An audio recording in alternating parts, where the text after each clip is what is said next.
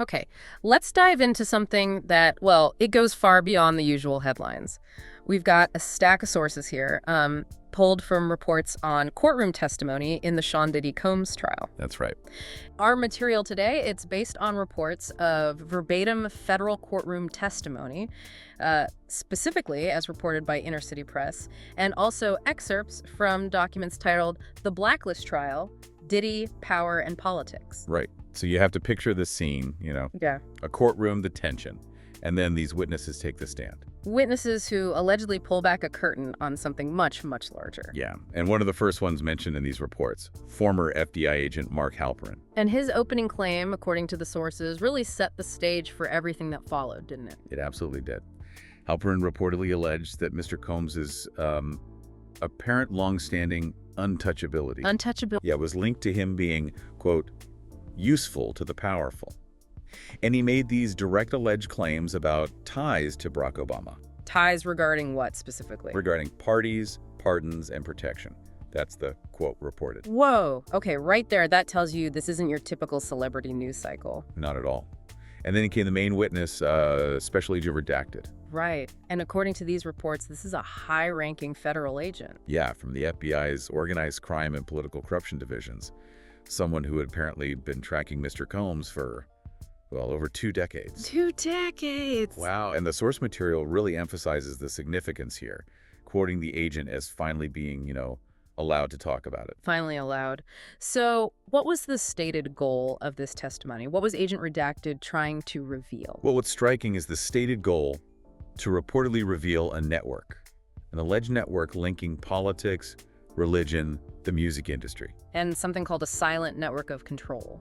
Exactly. That reportedly dates all the way back to the 1990s. So where does Agent Redacted's testimony actually begin this story? It sounds like the FBI's interest in Mr. Combs wasn't exactly new. No, not at all. According to the testimony, FBI inquiries into Combs kicked off as early as the late 1990s. Late 90s. And what were the initial red flags? They were reportedly pretty consistent. Things like suspicious financial transactions, private parties that allegedly overlapped with known trafficking networks. Okay. And these overseas connections leading to, well, criminal shell corporations. So they saw warning signs early on, like really early. Yes. But here's the pattern that allegedly emerged right away. Yeah. Every time they reportedly got closer to the alleged activity, doors just seemed to slam shut on the investigation. Slam shut. And there's a specific incident from 2001 that kind of illustrates this. Exactly. The agent reportedly described an international sting operation back in 2001. It was focused on money laundering. Okay. Involving a Bad Boy Europe affiliate. Okay. And the evidence reportedly linked directly to Diddy's financial teams, overseas accounts, forged invoices, even shell companies in places like Luxembourg and Belize. Sounds pretty concrete. So they requested warrants. They reportedly requested warrants, but they were denied. Reportedly denied. And that's apparently when the agent had this key realization about what was going on, about the alleged interference. What was the quote? He's quoted as saying, "We weren't just dealing with celebrity protection, we were dealing with federal interference." Federal interference. Wow, that's a heavy claim. It is. And the testimony reportedly went on to describe it as top down. Top down. Yeah. Washington-level people telling us to stand down. Files allegedly went missing. Witnesses were reportedly relocated. Investigators reassigned. So things that might seem like coincidence at first. Right. What they initially thought might be coincidence, they reportedly came to realize was, well, an alleged deliberate pattern. And the prosecution reportedly laid out a timeline for the jury to back this up. Yes, according to the source, a timeline was presented. It detailed allegedly blocked investigations from 1999 all the way up to 2013. It's a long time. It is. Allegations reportedly linking Diddy to activities like trafficking, assault, wire fraud. They were reportedly met consistently with witnesses disappearing or these federal delays that just seemed to freeze the investigations. Okay, so this alleged pattern of interference, it was reportedly established pretty early. But then the testimony takes a turn, right, into how this alleged protection was maintained. Yeah, this is where the alleged narrative really shifts. Agent Redacted reportedly made this striking claim that as early as 2003, there was already a belief within the FBI that Mr. Combs was operating under what the agent called unofficial informant protection. Unofficial? What does that imply based on the testimony? Like, what's the significance? Well, the agent reportedly explained this kind of protection wasn't logged publicly. It wasn't an official record. Okay. And critically, at that time, it could reportedly only be authorized by people very high up. Reportedly, only 3 individuals in the entire federal government could grant that kind of status back then. Only 3 people. And this is where the testimony supposedly connects this alleged protection directly to political figures. Precisely. The agent reportedly stated that this realization, it shifted the focus of their investigation. It became about who allowed those crimes to continue. Right. And this reportedly brought the discussion, right there in court, to Mr. Combs' alleged relationship with political figures at the highest levels, specifically naming Barack Obama. And the sources say the agent actually presented evidence in court for these alleged connections. Yes. Photographs were reportedly shown to the jury. According to the sources, one photo from 2005 showed Diddy with then-Senator Barack Obama. This was at a fundraiser in Chicago. Okay. Another one from 2007 reportedly showed a private, sort of off-the-books event in Washington, D.C., hosted by a powerful lobbying group, apparently with close ties to the DNC. And Diddy was there. He was reportedly listed under an alias for that event, but yeah, a photo apparently confirmed his presence with others. And the agent's take wasn't just that these were like casual photo ops, just rubbing shoulders. The testimony suggested more, yeah. The agent reportedly explained these weren't just photos, they were meetings, closed-door sessions. The belief presented was that Mr. Combs, quote, was involved in intelligence sharing operations with campaign operatives, trading favors, leaking information on others in exchange for protection. Wow. Trading favors, leaking info for protection. And were there other exhibits reportedly shown to back this up? Yes, the source mentions corroborating exhibits were apparently handed over as evidence. Yeah. Like travel logs, email metadata, and even a redacted internal memo that reportedly referenced a cultural liaison meeting involving Bo and high-value entertainment assets. And high-value entertainment assets. Okay. Let's move to specific alleged instances of interference with actual federal investigations. What was detailed there? Well, a key instance described was reportedly from 2009. This was shortly after the Obama administration took office. Right. According to the testimony, the FBI Bureau reportedly submitted a wiretap request targeting Sean Combs. A wiretap. What was the stated reason? The stated purpose was to intercept communications between Mr. Combs and known narcotics traffickers, people allegedly laundering money through bad boy-affiliated production companies. Okay, seems straightforward. What happened to that official request? It was denied, according to the testimony. Denied. A federal wiretap. Targeting someone allegedly involved in money laundering with traffickers. How? That is reportedly what the agent testified, and the alleged evidence presented for why it was denied. It was reportedly a call log from a White House-affiliated legal office. White House-affiliated? Yeah. The specific name was redacted, but the timestamp on that call log reportedly matched the exact moment the wiretap request was pulled. So the alleged implication is, what? Someone connected to the White House legal office stepped in and stopped a wiretap cold. That is reportedly what the agent suggested the evidence pointed toward, yes. The source quotes him clarifying, though. He said, "We're not alleging President Obama personally protected Mr. Combs." Okay, that's an important distinction. But we are saying his administration created a pipeline, a relationship, and that relationship effectively gave Mr. Combs immunity for years. He reportedly described it as calculated, engineered, enabled by power far greater than anyone had anticipated. That's quite an assessment of the alleged situation. It is. It really drives home this idea that these were alleged patterns, right? Not just one-offs. It certainly does, and it definitely raises the question of, how deep these alleged connections actually ran. Which brings us to another specific event mentioned in the testimony, a gathering in Martha's Vineyard in 2014. Yes. Another piece of visual evidence reportedly shown was a high-resolution photo. It apparently depicted Sean Diddy Combs, former President Barack Obama, and Reverend Al Sharpton together. Where was this? At a private function. The location was specified as private property, an estate reportedly owned by a tech billionaire, someone with ties to both the entertainment world and, interestingly, defense contracting. So definitely not a public event. No, reportedly a very private gathering. Yeah. It was described publicly as a charity dinner, but the agent reportedly testified they got the guest list through court-approved channels. And that list was Reportedly eye-opening, yeah, in terms of who was there. What kind of names were reportedly on it? Names reportedly linked to multiple SEAL investigations, former CIA assets, arms dealers who were reportedly under sanctions at the time. Wow. And representatives from TriStar Entertainment were also reportedly there. Okay, TriStar again. And what was the agent's claim about Combs' alleged role at this particular gathering? He reportedly claimed Mr. Combs, quote, wasn't there as a guest. He was a conduit. A conduit? Yeah, delivering information from the streets of New York to the marble halls of political power, and in return, his sins were forgiven. That's how the testimony reportedly framed it. Not social, but functional. Part of this alleged network. Delivering information for forgiveness. Okay, let's shift gears slightly. There was an alleged incident in Miami that was reportedly detailed. A trafficking sting. Yes, the Miami trafficking sting from 2012. The agent reportedly testified that the Miami field office, they ran a sting operation, and it caught a known associate of Mr. Combs, red-handed. Caught with what, according to the testimony? The source states the associate was allegedly caught with girls, drugs, offshore wire transfers. I mean, it was reportedly the kind of case that should have gone straight to prosecution. So what happened? Did it? Reportedly, no.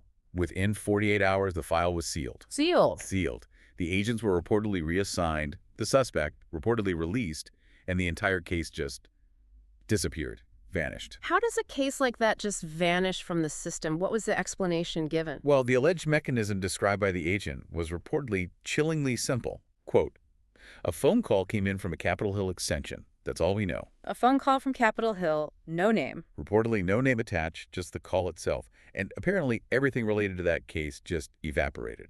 And there were internal memos about this? Agents noticing something was off? Yes. Internal memos and emails from, understandably, baffled agents reportedly warned of interference. One line quoted by the agent was particularly telling. Don't ask why this got buried. Just be glad you're not in the room. Wow. Be glad you're not in the room. That speaks volumes about the alleged pressure, doesn't it? It really does. It sounds incredibly frustrating for agents reportedly just trying to do their jobs. Yeah, and it highlights that alleged pattern again, right? The federal interference they talked about earlier. Exactly. What's striking here is the alleged consistency. This pattern of external influence apparently derailing investigations whenever they reportedly got too close to Mr. Combs or his associates. And the testimony didn't just stick to alleged domestic stuff, did it? There was mention of overseas travel and alleged human trafficking links around 2015. Correct. The agent reportedly testified about monitoring Mr. Combs' movements in 2015. Traveled to places like Haiti, Colombia, private islands in the Caribbean. Okay. Initially, it might have looked recreational, but intelligence from foreign partners reportedly suggested something else was going on. Such as? What did the intel suggest? Alleged meetings with cartel-affiliated financiers. Yacht parties, reportedly involving underage girls.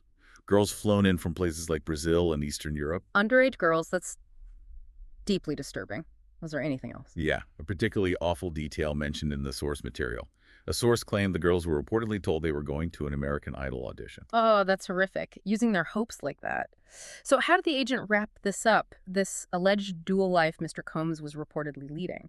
He reportedly stated that Diddy allegedly wore this mask. Yeah. You know, mogul, philanthropist, revolutionary. Right. But behind that mask, he was allegedly running an empire built on fear, blackmail, and immunity bought with influence. That was the quote. Fear, blackmail, and immunity bought with influence. Okay, this is where the testimony reportedly gets even more unsettling, if that's possible. The alleged surveillance tapes, what was reportedly called Diddy's insurance policy. Yeah, this was a huge focus. The agent reportedly stated they had strong reason to believe a large cache of surveillance tapes existed from various Combs-owned properties, apparently dating back as far as 2003.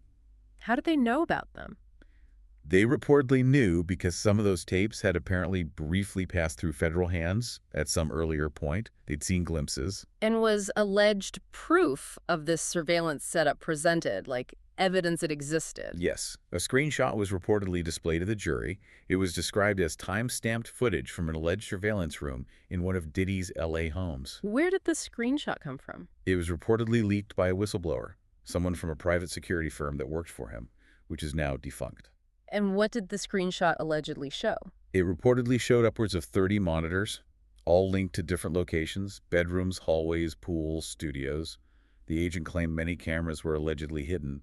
People being filmed allegedly had no idea. 30 monitors, that's an extensive alleged operation. Was there an attempt by the FBI to actually seize these tapes? According to the testimony, yes. In 2016, a warrant was reportedly obtained. specifically to seize 3 hard drives believed to contain this footage. Okay, so they got the warrant. They got the warrant. But when agents reportedly arrived at the property, a fire had allegedly broken out. Right in the server room. A fire. At that exact moment, seriously. Yes, and arson was reportedly confirmed later. The timing was suspicious, to say the least. Reportedly less than 20 minutes after the field office got clearance for the warrant. Less than 20 minutes? Yeah, which strongly suggested, according to the agent, an internal leak or some kind of warning. Unbelievable timing. Yeah. But did any of the drives survive? Did they get anything? Miraculously, yes. One drive was reportedly recovered later from an associate safe deposit box down in Puerto Rico. Okay, so they got one drive. What was allegedly on that surviving footage? The source reports the footage allegedly showed interactions between Mr. Combs and various other people, celebrities, business figures, political figures. In what state? Reportedly in states of extreme vulnerability.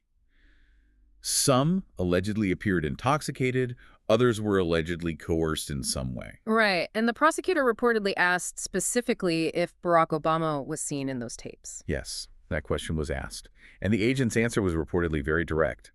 He was not. Okay.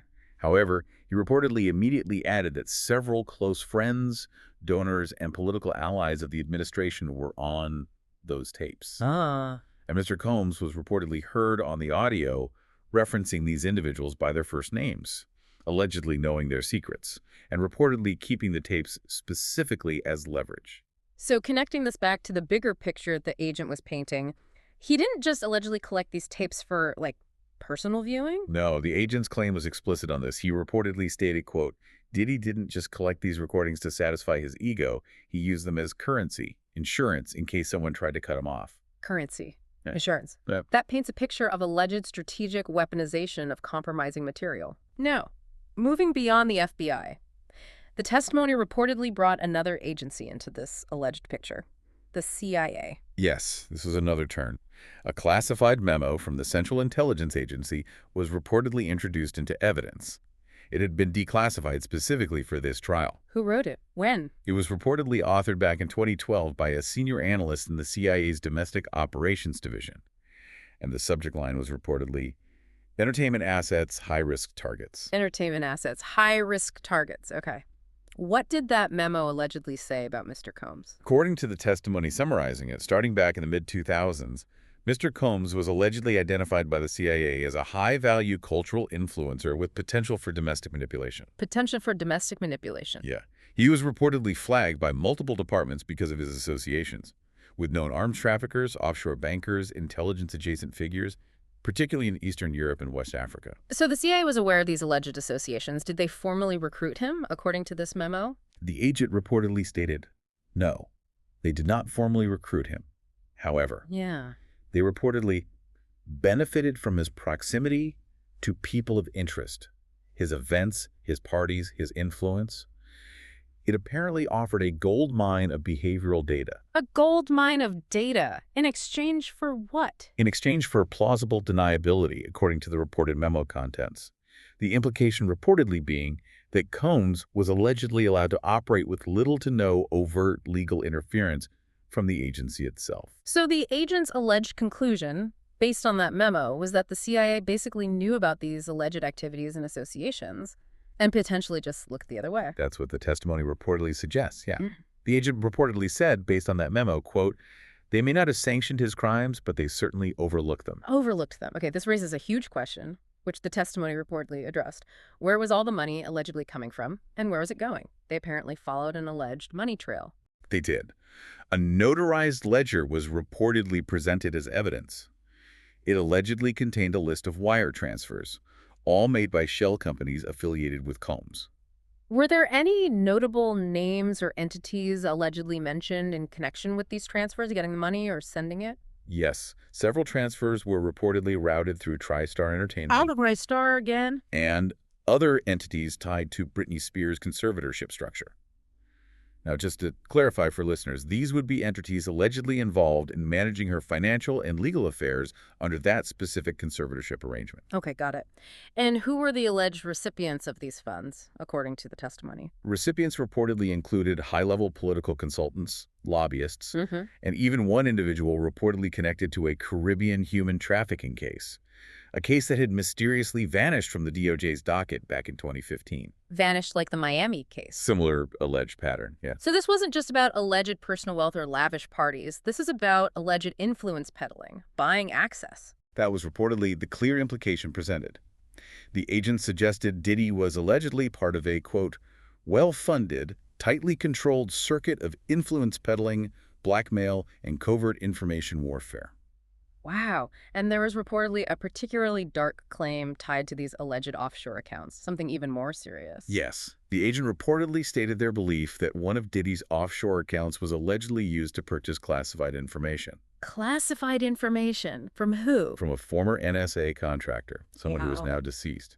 That's a stunning claim to present in open court. That's an incredibly serious allegation. Okay, let's circle back to the alleged political connections for a moment. Specifically, this incident described as the president's number incident in 2014. Right, this was reportedly a pivotal moment in the testimony. The agent reportedly began this section by stating, very matter-of-factly, quote, Mr. Combs had the president's number. Wow, just flat out said it. What was the alleged context for that statement? According to the testimony, it related to an incident in 2014, following some kind of music industry scandal involving underage girls and foreign guests. Okay. There was an attempt by the agent's team to detain Mr. Combs, specifically upon his return to the U.S. from St. Bartholomew. So they tried to stop him at the border. Was an alert issued to Customs? Yes, a red flag alert was reportedly issued by DHS Customs. His private jet was scheduled for search upon landing in Miami. The agent reportedly held up the actual DHS Customs alert record in court. Yeah. It was reportedly live in the system for exactly 37 minutes. And then what allegedly happened? Poof. And then suddenly rescinded, according to the testimony. Just gone. Why? How did that happen so fast? Did they find out? According to the testimony, the reason given was because someone from the Obama administration called DHS. Someone from the administration called DHS directly. That was the reported testimony. The call reportedly lasted only 41 seconds. It was later traced to a secure switchboard, one reportedly used by the White House counsel's office. 41 seconds. 41 seconds. The alert reportedly vanished. The case was allegedly dropped. And Diddy reportedly walked straight out of the airport, untouched. Untouched. And there was a follow-up detail presented, wasn't there, about the timing of something else? Yes, the agent reportedly added that they later discovered Diddy allegedly donated $500,000, $500,000, to a political action committee that was closely aligned with the Obama re-election effort. And this donation allegedly happened within 48 hours of that phone call. Within 48 hours. The timing was described as Damning. That was the word reportedly used in court. But again, the agent reportedly clarified he wasn't accusing the former president himself of direct wrongdoing here. That's right. The reported statement was clear on that. I'm not here to accuse the former president. I'm here to show that Mr. Combs had access. Access that no one else would be granted. And he used it to shield himself, cover crimes, and silence victims. That alleged access, according to the testimony, was the real key. This all keeps pointing back to an alleged system, doesn't it? A structure, a pipeline of power, which reportedly brings us to something called Project Ghost Room. Right. Also referred to in the testimony as the blacklist file. The blacklist file. This was reportedly introduced dramatically on the 7th day of testimony. Yes. Reportedly brought into the courtroom in a fireproof briefcase, handed directly to the judge. It was reportedly described as a 94-page dossier compiled by the FBI itself. And what did the agent allegedly call it, his description? He reportedly called it simply Diddy's insurance policy, again with the insurance idea. Where was this alleged dossier found? When? It was reportedly uncovered during a raid back in 2022 on a storage facility up in Newark, New Jersey. Just sitting in storage? Not exactly. According to the testimony, it was hidden inside a climate-controlled vault under a false business front, very concealed. Okay. And what exactly was allegedly in this Project Ghost Room dossier? What made it the blacklist file? Agents reportedly discovered dozens of hard drives, hundreds of Polaroids. But the most critical find was a specific folder, reportedly labeled BL Priority Protected Archive. BL for blacklist. Presumably. Inside that folder were reportedly handwritten notes, flight manifests, edited surveillance photos, and transcribed conversations. Transcribed conversations again. From where this time? Many were reportedly from hidden microphones. Microphones allegedly installed in nightclubs Diddy frequented, spanning from about 2004 to 2019. A 15-year span. And were there names? Who was allegedly mentioned in this file? Yes, names were reportedly listed, including executives from major labels like Interscope, Rock Nation, Live Nation. Big names in music. Very big. And even, reportedly, 2 former White House aides. Wow. What was the most damning content reportedly found within this alleged archive? The source describes black and white snapshots, reportedly showing various individuals in, let's just say, compromising positions. These were reportedly accompanied by timestamps, initials, and keywords written alongside them. Keywords like leverage, hush, and verify use. Leverage, hush, verify use. So the alleged purpose wasn't fond memories? Not entertainment, the agent reportedly explained flatly. It was blackmail. Blackmail. He claimed it was allegedly used as leverage whenever, say, a new artist resisted signing, or perhaps when a political favor was needed. He reportedly cited a specific 2017 case involving a rising pop star as an alleged example of its use. Was there any specific entry in the file that really stood out, particularly regarding the alleged political connections? Yes, one entry reportedly to stop the courtroom cold when it was read out. It read, quote, BO plus RSOL handled. Payoff confirmed. Donation received. BO plus RS and BO is reportedly widely believed to refer to Barack Obama, and RS to a known recording studio executive. That is reportedly the belief that was discussed in the context of the testimony, yes. While, again, no direct recordings of the former president were reportedly found in the tapes. Right. The alleged implication of that specific entry, combined with all the other testimony about access and donations, was that these things, donations, favors, influence, were potentially part of a long-standing, mutually beneficial arrangement. So the agent's alleged conclusion about this whole Project Ghost Room, the blacklist file. He reportedly stated, these are not allegations, these are patterns, tactics.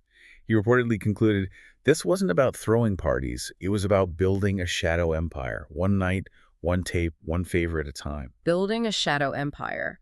That framing really emphasizes the alleged deliberate construction of this influence and leverage network. Absolutely. Now, beyond the alleged network itself and all the alleged evidence, the testimony also reportedly focused on the human cost, didn't it? The confidential witnesses. Yes, that was reportedly a heavy part of the testimony on the 8th day. The agent reportedly returned to the stand holding a simple manila folder, reportedly marked confidential witness files declined. Declined, meaning what? Meaning, these were reportedly testimonies and detailed statements from individuals who had come forward earlier in the investigation, but reportedly chose not to testify in open court. Okay. How many people are we talking about, according to the testimony? How many declined? At least 26 people. That's the number reported. 26 people reportedly gave statements, but then declined to appear publicly. Why? Why did they decline? Reportedly due to alleged threats, restrictive NDAs they'd signed, or just general fear of retaliation against them or their families. Understandable fear, given the context. Were excerpts from their alleged statements actually read in court? Yes, reportedly excerpts were read aloud, and they painted a really disturbing picture. Like what?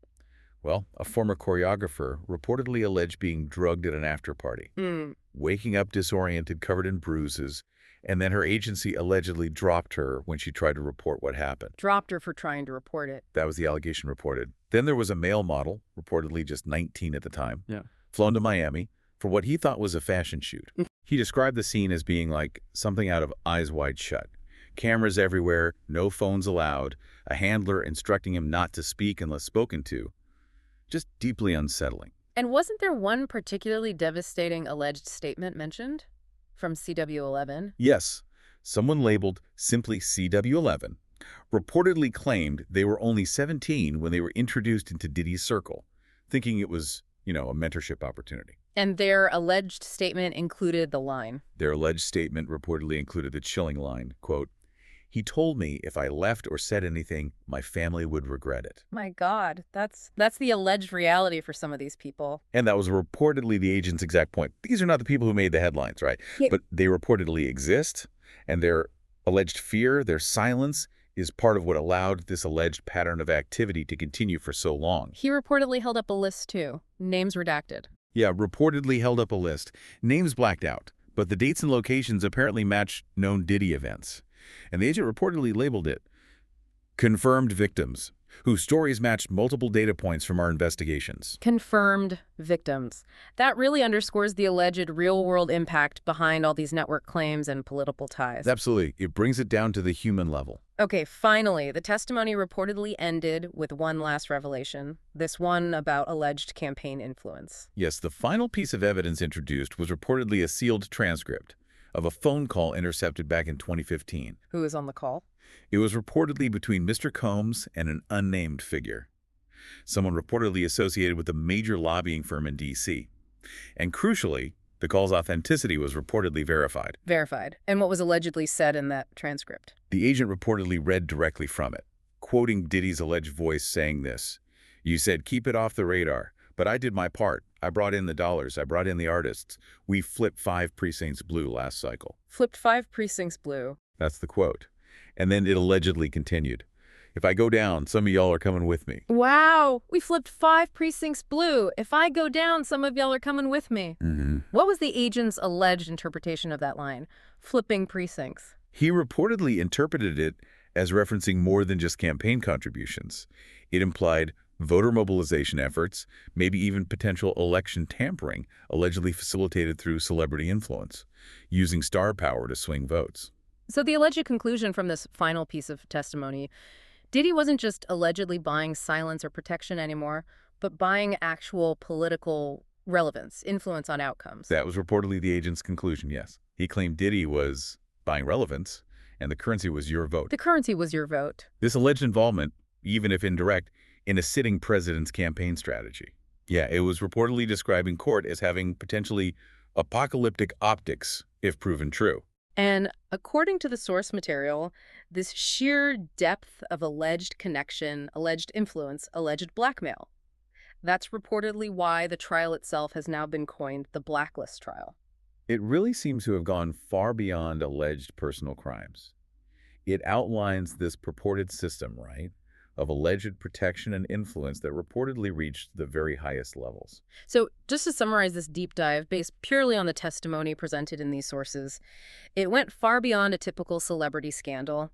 It painted this picture of a purported system, a structure, a pipeline of power. Yeah, one that allegedly reached the highest levels of American influence, reportedly enabled by alleged blackmail, political connections, and suppressed investigations, apparently dating back decades. And again, we have focused here solely on the information presented in the source material we have. We're reporting impartially on the allegations reportedly made under oath in that courtroom testimony. Absolutely critical to state that. We're conveying what was reported. Right. And given all those details revealed about Project Ghost Room, about the alleged blacklist file, the question that was reportedly left hanging in the air by the agent, and maybe the one for you to ponder now, is this. How many more names are in that blacklist file?